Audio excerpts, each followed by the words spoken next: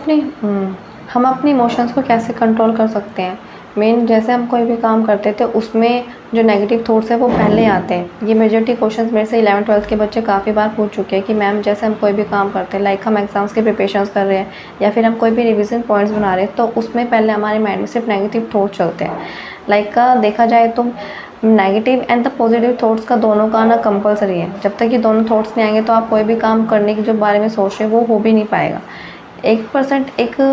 एक तरह से एक एग्जांपल भी ले सकते हैं कि अगर मान लो आप कोई भी एग्ज़ाम्स की प्रिपरेशन कर रहे हो, लाइक आपका साइंस का है, मेजॉरिटी है, आपको जिस सब्जेक्ट में डर लगता है आप उसके बारे में क्या सोचो कि भाई मैं इस सब्जेक्ट में डेफिनेटली फेल हूँगा। मैं उस सब्जेक्ट के रिगार्डिंगली अपने माइंड में एक स्टेबल जगह बना रखी है कि भाई मैं इस सब्जेक्ट में डेफिनेटली फेल होऊंगा पहले से ही। लेकिन अगर आप उसके थोड़ी बहुत ही पॉसिबिलिटी रखते हो कि भाई मैं पासिंग मार्क्स भी लेकर आ जाऊँ, मेजॉरिटी 80 मार्क्स का है तो 33 मार्क्स 36 मार्क्स भी लेकर आ जाऊँ, तो पॉसिबिलिटी कि मैं पास भी हो जाऊँ। लेकिन आपने स्टार्टिंग से क्या सोच रखा है कि भाई मैं इस सब्जेक्ट में डेफिनेटली फेल हूँगा, तो आपकी खुद की माइंड की क्रिएशन है कि भाई आपने माइंड में पहले से ही रखा हुआ है कि भाई मैं इस सब्जेक्ट में फेल हूँगा। एंड देन जब आप बुक ओपन भी करोगे तो भी आपका माइंड क्या रहेगा कि भाई मेरे को फेल ही होना है तो मैं क्यों पढ़ूँ। तो अगर मान लो आप थोड़ा बहुत भी उसके अंदर से पढ़ते हो, लाइक उसके बेसिक पॉइंट्स पढ़ते हो किसी भी चैप्टर्स के बारे में, किसी भी टॉपिक के बारे में, तो आपकी पॉसिबिलिटी ज़्यादा होगी भाई आप कम से कम नंबर में पास भी हो सकते हो।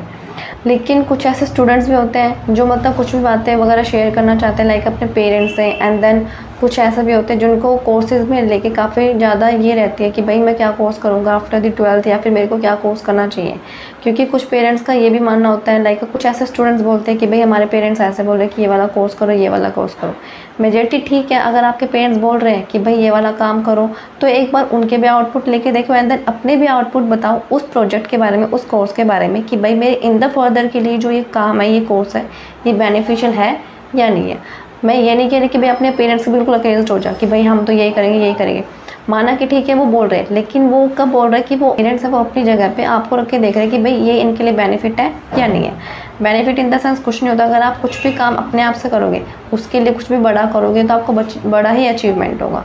तो बेसिकली बात यह है कि अपने पेरेंट्स के भी आउटपुट लेके देखो, एंड देन अपने पॉइंट्स में उनको समझाओ, और देन तब उस काम के बारे में कोई भी जो प्रोसेस है, कोई भी आपने जो प्रोजेक्ट उठाया है उसके बारे में काम करो। लेकिन उसके एडवांटेज एंड द डिसएडवांटेज आपको दोनों देखने पड़ेंगे कि भाई क्या आउटपुट मुझे मिलेगा, वो भी लाइफ टाइम तक के लिए। अगर आपको कोई भी आउटपुट शॉर्ट टाइम तक के लिए मिलता है तो आपके लिए बेनिफिट नहीं है। क्योंकि अगर मान लो आपने अभी स्टार्ट किया है, मतलब 2 साल से आप कर रहे हो, एंड देन आपको जो रिगार्डिंगली 2 साल से आप कर रहे हो कोर्स, एंड देन आपने उस पर लाखों पैसा खर्च कर दिया, लेकिन आपको थाउजेंड्स के पैकेज में आपको सैलरी मिल रही है। मेन अगर मान लो आपको लाखों पैसा लगाने के बाद भी आपको थाउजेंड्स के अकॉर्डिंगली सैलरी मिल रही है, तो ये क्या है, बिल्कुल शॉर्ट ऑफ टाइम है। लेकिन अगर आप कोई भी उस टेक्नोलॉजी का यूज़ करके, लाइक जो भी आपने कोर्स सीखा है, अगर आप उस टेक्नोलॉजी का यूज़ करके कुछ न्यू क्रिएट कर सकते हो तो आपके लिए बेनिफिशियल रहेगा, क्योंकि आपने वो इन्वेंशन खुद से किया है। तो जो इन्वेंशन क्या है वो इतना क्रिएटिव होना चाहिए, लाइक वो मार्केट में इन द फर्दर आए भी तो इतना एल्यूरिंग हो, इतना फ्लोरेसेंट हो कि भाई वो लोगों को ज़्यादा अच्छा लगे, एंड देन वो इन द फर्दर के लिए भी इतना बेनिफिशियल हो कि भाई आप लॉन्ग टाइम तक भी